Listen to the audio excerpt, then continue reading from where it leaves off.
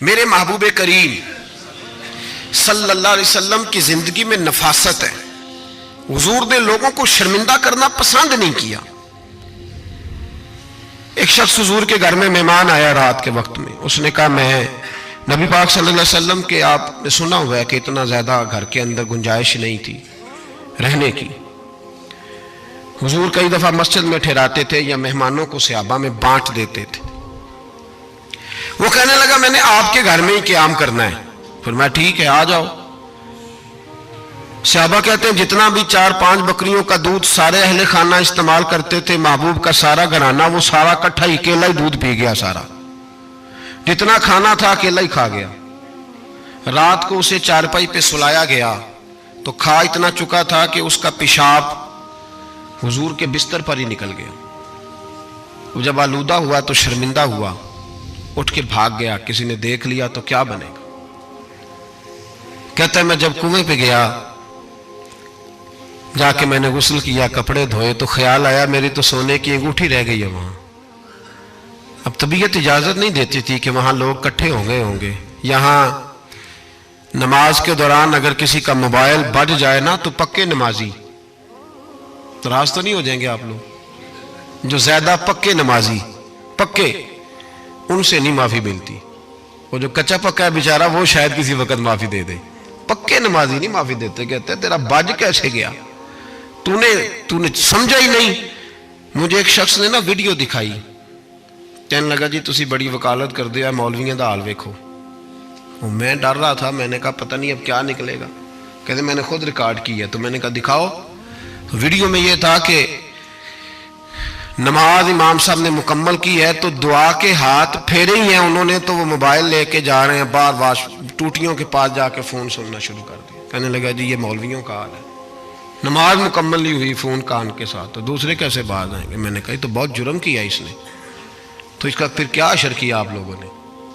کہتے نہیں آپ کو دکھانے لو. میں نے کہا پاگل آدمی اس کے گھر سے بھی فون آ سکتا ہے. کہنے لگا نہیں گھر تو مسجد میں ہی ہے وہاں سے کیسے فون آئے گا. تو میں نے کہا اصل میں تجھے پتا نہیں ہو سکتا ہے اس کی بہن نے فون کیا ہو کہ خامن نے 2 تھپڑ مار کے باہر نکال دیے. تو وہ ایسا وقت ہوتا ہے جب کھڑا نہیں ہوا جاتا بات سننی پڑتی. یار معافی نہیں دیتے. ایک ایک جملے پر ایک ایک حرف پر لوگ اعتراض کریں گے. ایک ایک حرف پر کوئی گنجائش ہی نہیں. حضرت سیدنا انس بن مالک رضی اللہ تعالیٰ عنہ فرماتے ایک صحابی اپنے غلام کو مار رہے تھے تو نبی پاک پہنچ گئے. حضور نے فرمایا اسے معاف کر. اس نے کہا کتنی بار. ایک جملہ نبی پاک نے کہا تو حضرت انس کہتے ہیں میرے وجود کے رونگٹے کھڑے ہو گئے. اسے معافی دے دے. حضور کتنی بار. تو میرے نبی پاک نے فرمایا جتنی بار اللہ تجھے معافی دیتا ہے دے نا اتنی بار. وہ اگر تجھے بات بات پہ پکڑے تو تیرا کیا اثر کرے. سوچنا. اور رب زیادہ قادر ہے تجھ پر. ہم شرمندہ کرتے ہیں لوگوں چھوٹی چھوٹی باتوں پر. چھوٹی چھوٹی باتوں پر ہم احساس نہیں کرتے. احساس کی دولت حسن ہے زندگی میں. اور میرے رسول کا کمال یہ ہے کہ دنیا میں آج جتنا بھی احساس ہے یہ سارا میرے نبی کا دیا ہوا ہے. احساس جتنا بھی اس وقت ہے یہ سارا میرے رسول کا عطا کردہ ہے. اب میرے اعلیٰ حضرت فرماتے ہیں لوگ دنیا میں گزرتے ہیں نا لوگ گزرتے ہیں تو وہ جدھر جدھر سے گزرتے ہیں نا وہ بستیاں اجاڑتے جاتے. بادشاہ عرب کے بستیاں اجاڑتے تھے. اعلیٰ حضرت فرماتے ان کی مہک نے دل کے غنچے کھلا دیے. وہ جو جس راہ چل دیے ہیں کوچے بسا دیے ہیں بس جب آ گئی ہیں جوش رحمت پہ ان کی نظریں جلتے بجھا دیے ہیں روتے ہنسا دیے.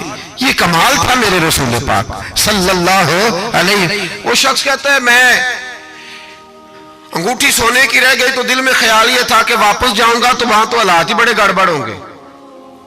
لوگ اکٹھے ہوں گے شرمندگی ہوگی. میں پیشاب کر رہا ہوں بستر پہ حال بڑا سخت ہوگا. اتنے لوگوں کا سامنا کیسے کروں گا. لیکن مجبوری تھی. انگوٹھی سونے کی تھی بڑی قیمتی تھی. کہتے ہیں اس انگوٹھی کی مجبوری نے مجھے شرمندگی کا سامنا کرنے پہ مجبور کیا.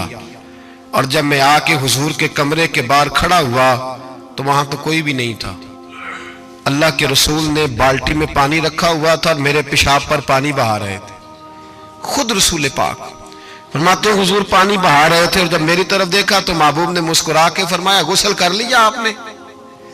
آپ کو تکلیف ہوئی جب انسان کا معدہ کمزور ہو تو ایسی چیزیں ہو جاتی ہیں، فکر نہ کریں، بیٹھے میں ناشتہ لاتا ہوں۔ کہتے ہیں حضور کے جملے تھے کہ طوفان تھا، وہ حضور کی گفتگو تھی کہ میرے اندر کی ہر چیز بجھاتی جا رہی تھی۔ تیری پہلی نظر کا وار توبہ، دل اب تک دعائیں دے رہا ہے۔ فرماتے ہیں وہ جملے تھے کہ سکتہ کر گئے، تزکیہ کر گئے، تصفیہ باطن کر گئے۔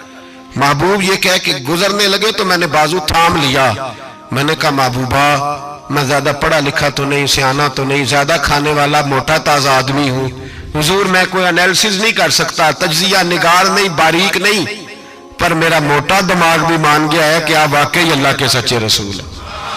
میرا موٹا دماغ بھی مان گیا ہے کہ آپ واقعی اللہ کے۔ وہ گھر گیا اور قبیلے کے ایک بندے کے پاس گیا۔ حضرت انس بن مالک کہتے ہیں جب واپس آیا تو 500 آدمی ساتھ تھا۔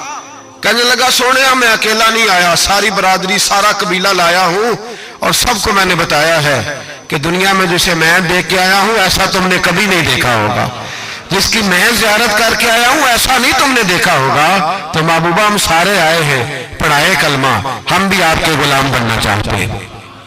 ہم شرمندہ کر کے بڑے راضی ہوتے ہیں، بڑے راضی، لوگ معافیاں مانگ رہے ہیں، منتیں کر رہے ہیں، جناب غلطی ہو گیا تو ہوئی کیوں؟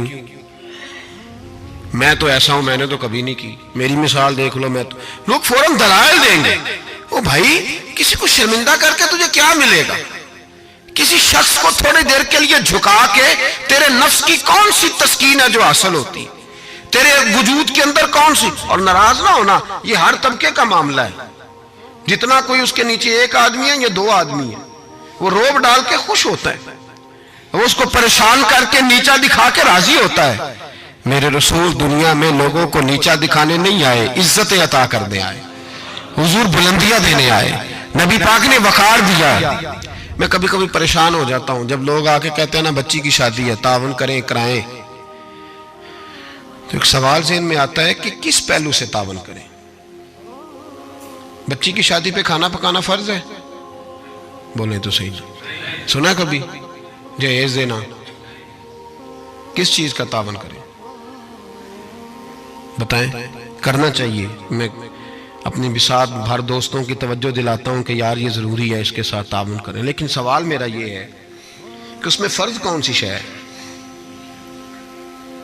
وری دینا فرض ہے، زیور ڈالنا کس بات کی؟ تعاون کس بات کا کرائیں؟ اگر کوئی ہم سے اس کا شرعی تقاضا پوچھے تو کیا جواب دیں اس کو؟ میرے پاس کوئی استفتاء لے کے آتا ہے تو میں کیا جواب دوں گا؟ اس میں کون سی شے ضروری ہے؟ پھر اگر آپ ناراض نہ ہوں تو فکرہ کہہ جاؤں، دل کرتا ہے بچی والوں سے تعاون نہ کرے، بیٹے والے جو غریب مسکین جہیز کے پیچھے بھاگا